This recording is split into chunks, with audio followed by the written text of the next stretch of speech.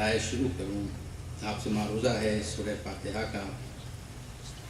سید سعید اختر بیامی اللہ مقامہ مرحوم محفوظ جنت نشان ابن سید سیف الدین عابد، سیدہ رضیہ بانو بنت سید فضل حسین، سیدہ صفیہ بانو بنت سید سعید اختر بیامی۔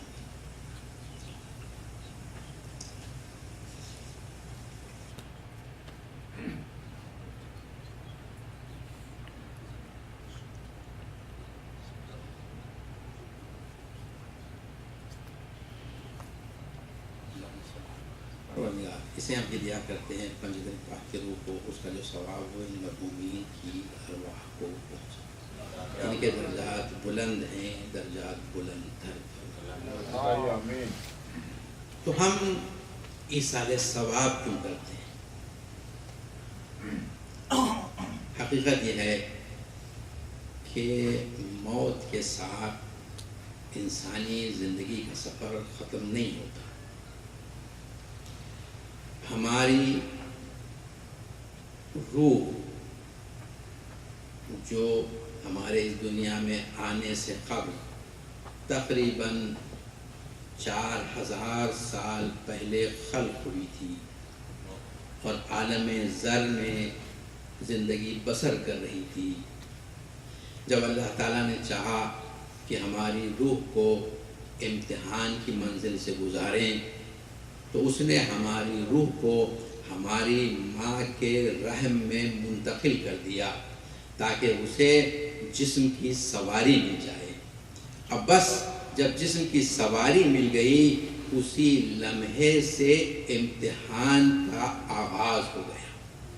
چونکہ وہ کریم و رحیم تھا، اس نے ہمیں اتنی مہلت دی کہ ہم اپنے اطراف کو پہچاننے لگے، ہم اچھے برے کی تمیز کرنے لگے، اور اس کے بعد اس نے اپنے امتحان کو آفیشلی شروع کر دیا۔ اور یہاں کی مدت تمام ہونے کے بعد چونکہ بدن ہمیں امتحان کے لیے دیا گیا تھا، امتحان کی مدت تمام ہو گئی اور بدن اس دنیا میں رکھ لیا جاتا ہے، مگر روح کا سفر جاری رہتا ہے۔ روح عالم زر سے ماں کے رحم میں آئی، وہاں کی مدت تمام ہونے کے بعد، وہ مدت 9 مہینے کی تھی، اس دنیا میں آئی، اور اس دنیا میں امتحان کی مدت تمام ہونے کے بعد یہ روح اپنا سفر جاری رکھتی ہے اور جس عالم میں پہنچ جاتی ہے اسے عالم برزخ کہا جاتا ہے۔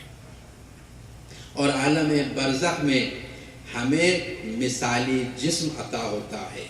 دیکھنے والے، آشنا پہچاننے والے اس لطیف جسم کو دیکھ کر ہمیں پہچان لیں گے، کیونکہ ہماری صورت شکل جسم کا ڈیل ڈول وہی ہوگا جو یہاں ہے، مگر وہ جسم اتنا لطیف ہوگا کہ ہماری روح کے لیے مناسب قرار پائے، اور پھر ہم عالم برزخ میں ہوں گے یہاں تک کہ محشر برپا ہو جائے۔ جب محشر برپا ہوگا تو محشر میں لائے جائیں گے، اور محشر میں حساب و کتاب کے بعد جنت یا جہنم کی طرف ہمیشہ ہمیشہ کے لیے بھیج دیے جائیں گے۔ تو یہ روح کا سفر ہے۔ جس طریقے سے ماں کے رحم کی مدت تمام ہونے کے بعد ہم اس دنیا میں آتے ہیں، اسی طرح اس دنیا کی مدت تمام ہونے کے بعد ہم عالم برزخ میں چلے جاتے ہیں۔ اس دنیا میں اور عالم برزخ میں کچھ چیزیں مشترک ہیں، کامن ہیں۔ جس طریقے سے اس دنیا میں ہر روز لوگ آتے رہتے ہیں، نئے نئے لوگ، اسی طرح عالم برزخ میں بھی ہر روز نئے لوگوں کا اضافہ ہوتا ہے۔ جس طرح اس دنیا میں آنے والے کا استقبال کیا جاتا ہے، آنے والے کے عزیز رشتہ دار خوشی اور مسرت کا اظہار کرتے ہیں، اسی طرح عالم برزخ میں بھی جب کوئی شخص یہاں سے دنیا سے پہنچتا ہے تو اس کے آشنا، اس کے پہچاننے والے، اس کے چاہنے والے وہ بھی اس کا استقبال کرتے ہیں، اظہار مسرت کرتے ہیں۔ جس طریقے سے اس دنیا میں نیک اور برے اعمال لکھے جاتے ہیں اور محفوظ کیے جاتے ہیں، اسی طرح عالم برزخ میں بھی نیک اور برے اعمال لکھے جائیں گے، نام اعمال کھلا ہوگا۔ مومنین کے لیے بھی نیکیوں کے بڑھانے کا امکان ہے اور کافر اور منافق کے بھی عذاب میں اضافہ ہوتا رہے گا۔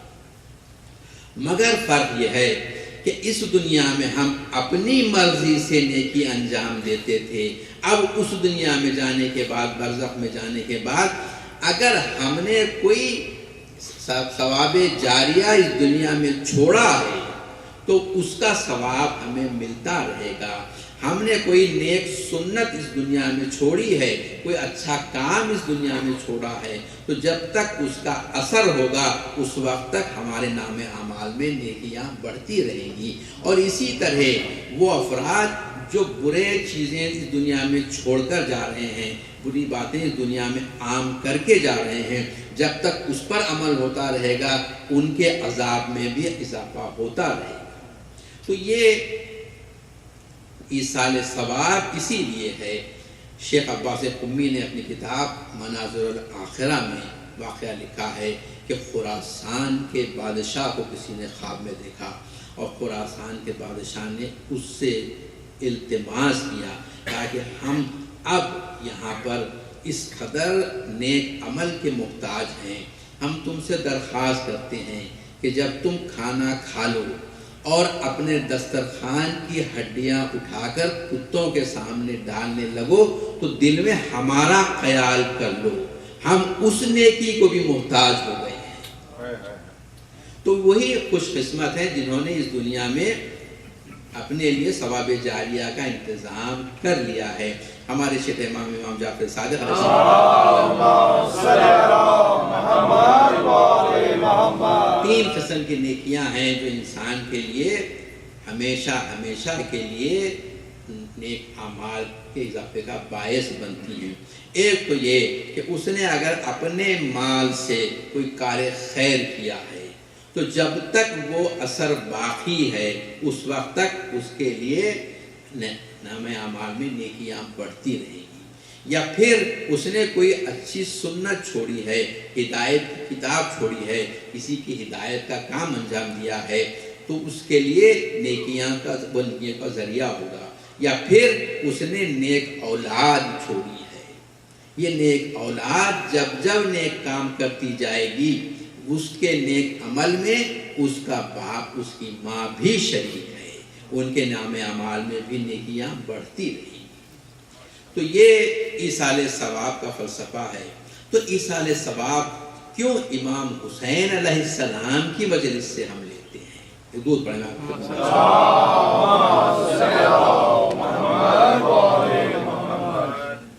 زیارت عاشوراء میں جملہ ہے، السلام علیکہ یا سار اللہ وابن الصالح والوتر الموتور، سلام ہو آپ پر سار اللہ۔ سار کہتے ہیں کہ وہ خون جو ظلم کہہ کے بہایا گیا ہو، ظلم کر کے بہایا گیا ہو۔ تو امام حسین کے لیے یہ لفظ ہے سار اللہ، اللہ کا خون، یعنی یہ خون وہ ہے جس کے انتقام کی ذمہ داری اللہ پر ہے۔ سار اللہ وہ ابن السارے، اور ان کے بابا کا بھی خون اس کی ذمہ داری بھی اللہ پر ہے۔ 14 معصومین میں یہ باپ اور بیٹے یہ ہیں جن کے خون کے لیے سار اللہ کہا گیا ہے۔ ان کا خون اللہ کا خون ہے، ان کے خون کا طالب اللہ تعالیٰ ہے۔ تو اس سے مقدس، اس سے عظیم خون کیا ہو سکتا ہے؟ شاید یہ بات ہو کہ کیسے امام حسین علیہ السلام کے خون کو سار اللہ کہہ رہے ہیں، اللہ کا خون کہا جا رہا ہے۔ دیکھیے مسجد کو اللہ کا گھر کہا جاتا ہے اس کے تقدس کی خاطر۔ تو حسین کا خون اور حسین کے بابا کا خون، یہ سب خون اللہ ہی کی راہ میں بہے ہیں، اللہ ہی کی وحدت کے لیے، اللہ ہی کے لا الہ الا اللہ کے لیے، اور تمام انبیاء کی زحمتوں کو بچانے کے لیے۔ تو اسی لیے اس سے بہتر ذریعہ نہیں ہو سکتا ہمارے مرحومین کے ایصال ثواب کے لیے۔ اب یہ ایصال ثواب کی محفلیں ہیں، ایصال ثواب کی مجلسیں ہیں، کیا ایصال ثواب سے بھی کوئی چیز اور اہم ہے؟ ہاں ہے، وہ واجبات جس کا ہمیں علم ہو کہ مرحوم نے یہ واجبات انجام نہیں دیے۔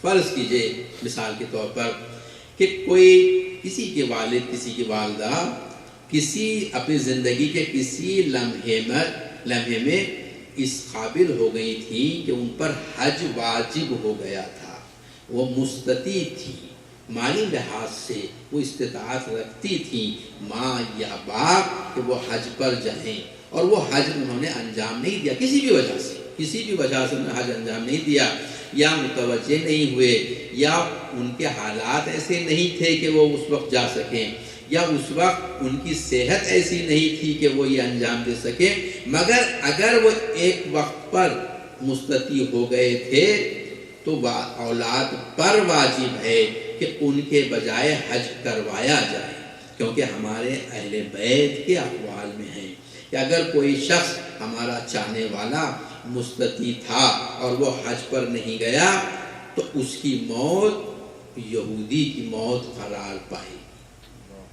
تو یہ واجبات ایصال ثواب سے زیادہ اہم ہے، کیونکہ یہ واجب ہے۔ یا اگر کسی کو یہ پتا ہو کہ ان کی کچھ واجب نمازیں چھوٹ گئیں، اگر ممکن ہو بڑی اولاد پر یہ واجب ہے کہ وہ خود انجام دے یا کسی کو معاوضہ دے کر انجام دلائے، اسی طرح روزے کے لیے۔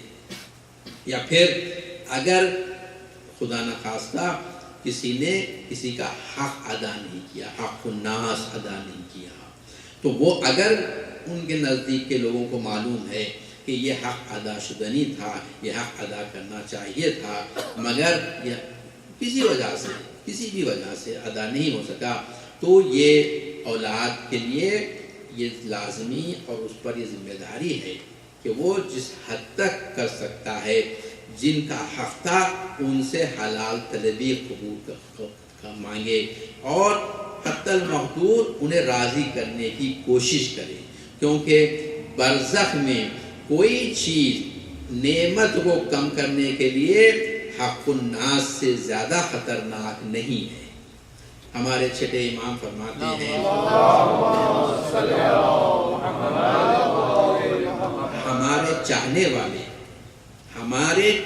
والے نہیں فرمایا ہماری پیروی کرنے والے، کہا ہمارا چاہنے والا کوئی بھی جہنم میں نہیں جائے گا، سب کو روز محشر ہماری شفاعت نصیب ہوگی، مگر ہمیں جو نگرانی ہے، امام فرماتے ہیں وہ نگرانی برزخ کے زمانے سے ہے کہ یہ اگر اعمال کو خوب اچھی طرح انجام نہ لے کر آئیں تو یہ برزخ کے اس طویل دور میں یہ نعمتوں سے محروم رہیں گے، انہیں نعمتیں نصیب نہ ہوں گی۔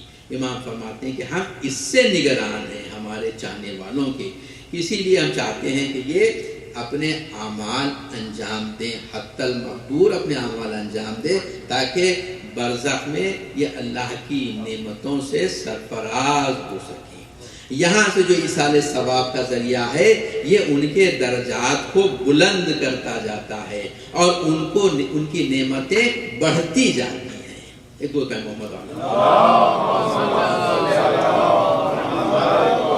اللہ تعالیٰ نے فرمایا ہے تمام اولادوں کے لیے کہ وَقَضَىٰ رَبُّكَ أَلَّا تَعْبُدُوا إِلَّا إِيَّاهُ وَبِالْوَالِدَيْنِ احسانا، اپنے والدین کے ساتھ احسان کرو۔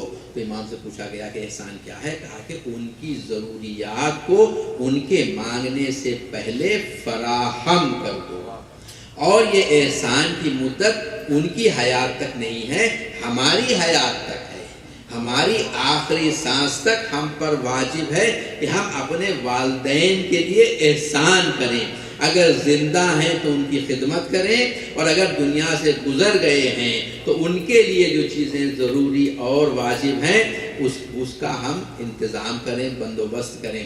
اپنے نیک اعمال میں، اپنے مستحب اعمال میں، اپنے سنت اعمال میں نیت کر لیں، انہیں بھی شریک کر لیں۔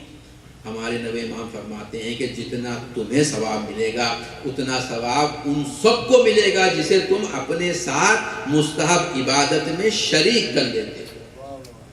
اگر 100 افراد کو بھی شریک کر لیا تو 100 کو بھی اتنا ہی ثواب ملے گا اور ہمارے ثواب میں بھی کمی نہیں ہوگی۔ ہمارے عزیز بھائی نے ایک کتابچہ بھی دعائے کمیل اور یہ اِثارِ ثواب کے لیے انہوں نے پرنٹ کیا ہے، آپ کی خدمت میں وہ دینے والے ہیں، اور اس میں خاص بات یہ ہے کہ آخری صفحے پر انہوں نے ہدیہ والدین جو 2 رکعت نماز ہے اسے بھی انہوں نے لکھا ہے، اور یہ ہدیہ والدین آپ کو جن کو بھی موقع ہو اسے پڑھا کیجئے۔ مغرب اور عشاء کی نماز کے درمیان یہ 2 رکعت پڑھی جائیں تو اس کا ثواب ہے، اور اس کے لیے کوئی ضروری نہیں کہ والدین اس دنیا سے گزر گئے ہو، نہیں، والدین زندہ بھی ہوں تو آپ ان کے لیے نماز پڑھ سکتے ہیں، ان کے نہیں تو اللہ ان کے والدین کے لیے اس کو ایصال کرے گا۔ تو یہ بہت اچھی کوشش ہے، اور انشاءاللہ اللہ ان کے درجات کو بلند فرمائے اور انہیں صبر جمیل عطا فرمائے۔ ایک دعا کہ محمد علیہ محمد۔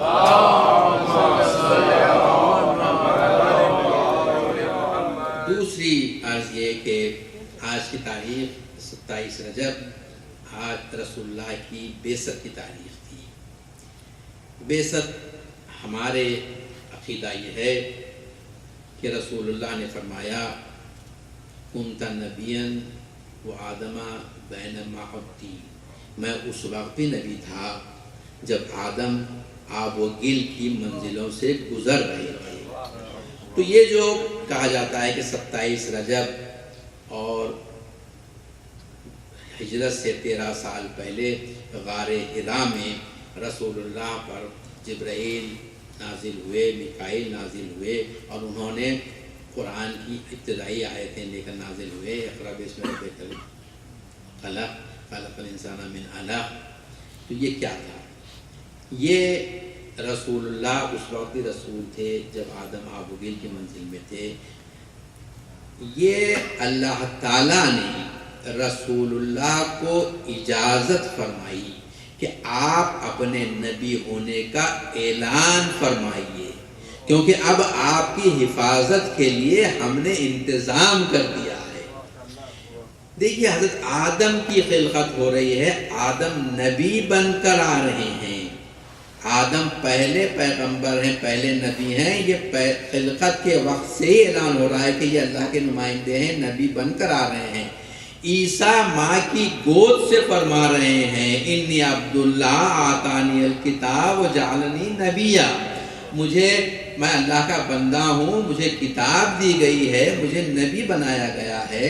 اور مسلمان یہ کہہ رہا ہے کہ سب سے بڑا نبی 40 سال کی عمر میں اس کا قلب چیرا گیا، اس کا سینہ چیرا گیا، اس کے دل میں ایک سیاہ نقطہ تھا، اسے آب زمزم سے دھویا گیا، پھر اسے رکھا گیا اندر، اور اس کے بعد کہا گیا کہ پڑھو، تو انہوں نے کہا کہ میں نہیں پڑھ سکتا، اور اس کے بعد جبرائیل نے انہیں دبا لیا، پھر چھوڑ دیا، کہا پڑھو، کہا کہ نہیں پڑھ سکتا، تیسری مرتبہ میں پڑھنے لگے۔ آج کا مدرسہ جانے والا بھی بچہ جانتا ہے کہ دل صرف ایک پمپ ہے، خون کو پمپ کرنے کا آلہ ہے، اس میں نہ کفر ہے نہ ایمان ہے۔ آج تو دل کے پیوند ہو رہے ہیں، کافر کا دل مومن کو لگایا جا رہا ہے، مومن کا دل کافر کو لگایا جا رہا ہے، نہ اس کی حالت بدل رہی ہے نہ اس کی حالت بدل رہی ہے۔ آج اگر پڑھتا ہوگا مسلمان کوئی یہ روایت صحیح بخاری یا صحیح مسلم میں